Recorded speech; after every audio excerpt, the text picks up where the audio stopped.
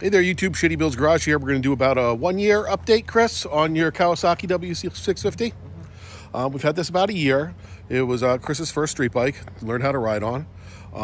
And we're going to do a quick review of it. So here it is. Now, the Kawasaki w650 was a rare bird here in the United States. It was only offered in 2000 and 2001. It actually predates the Triumph Bonneville coming out by 1 year. So the Bonneville, the new Bonneville that came out in 2001. So this bike was out for a year already.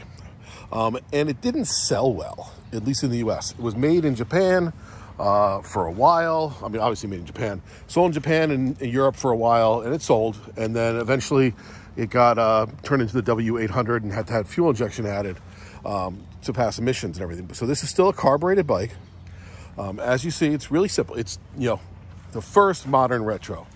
You have a disc front brake, and unfortunately, you have a drum rear brake. The bike has a lot of cool features. All right, so this bike, as you can tell, has held up really well for a 24-year-old bike. This bike has, Chris, turn the key on so we can see how many miles this thing has on it. Oh, okay. So basically, speedometer, tachometer, you have a digital odometer, says 21,651 miles.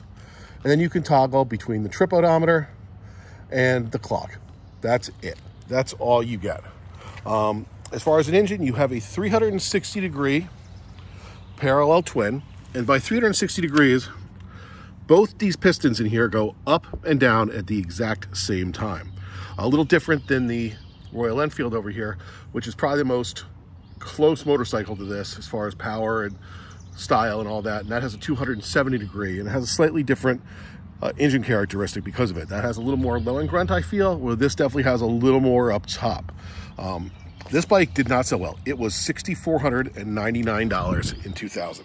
So what does that mean? That means, adjusted for inflation, $11,830 and $2024 for this bike brand new. Because of that, it didn't sell well.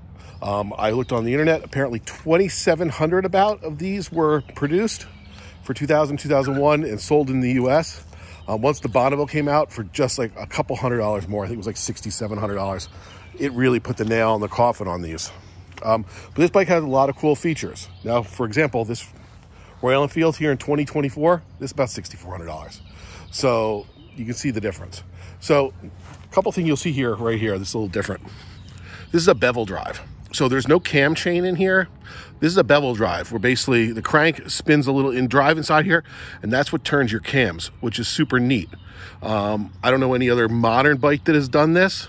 So this is really the bike. This bike was expensive to build and way more expensive than, even like a Kawasaki ZX, the 750 then, the naked 750, by like $2,000.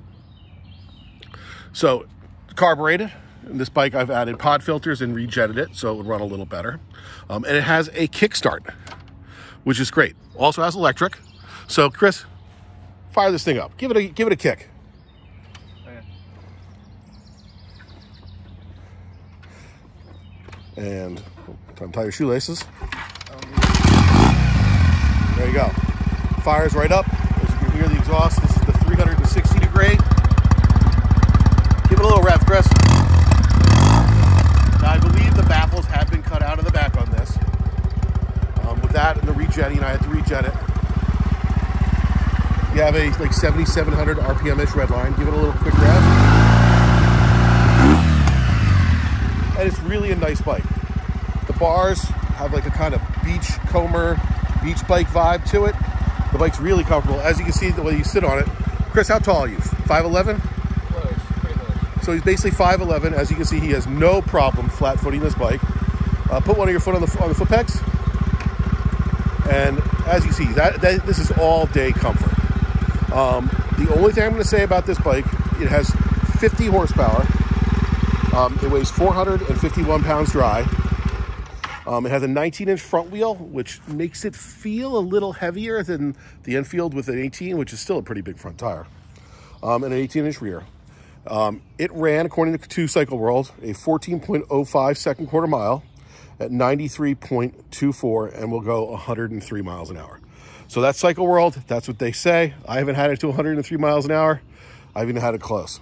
It had 50.1 horsepower compared to 47 for that. So a little bit more, and it does feel like it's a little peppier up top. The one thing I'm going to say is that this bike, because of the 360 degrees and the fact that those pistons go up and down at the same time, so basically every rotation, there's one of them firing. It's a very even firing order, but it does cause a little bit of a vibration. This bike is perfect at 45. At 50, you feel a little vibration.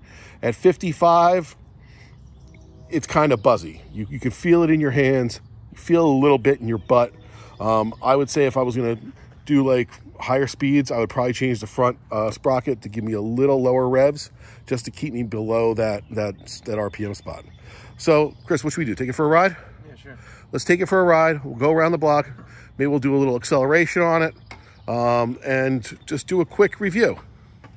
I'll go 1, 2. Okay, YouTube, here we're going to do a quick drag race. Chris on the W650 and me on the Interceptor 650.